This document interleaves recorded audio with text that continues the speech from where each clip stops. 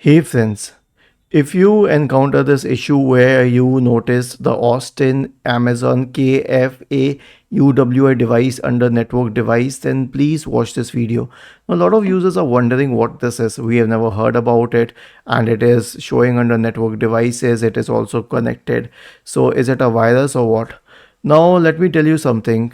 This may be a virus, but in most probability, in 90% of the cases, it is a product associated with Amazon. Like, it may be Kindle, it may be Echo, it may be Alexa, it could be anything. And these devices are connected to the computer using wireless networks or even other options. So if they are connected to your computer, then this will show. But if you believe that there is no Amazon product connected to my computer, then it may be coming from a product which was connected earlier. But if you say, I have never connected a device, such a device to my system, then yes, you can perform an antivirus scan. But here's what you should do before that. Disable the Windows Connect Now service. I'll show you. Search for services in the Windows search bar and open services.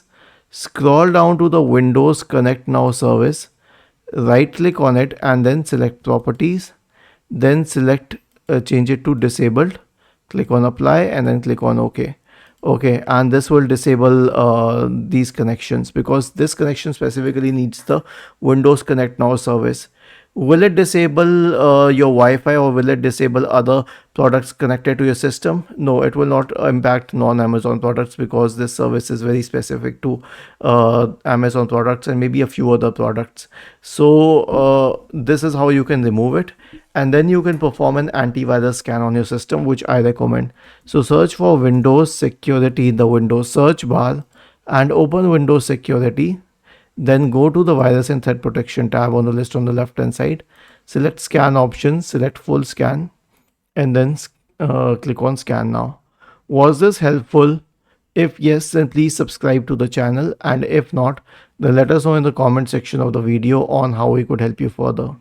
Thank you for watching this video and have a nice day.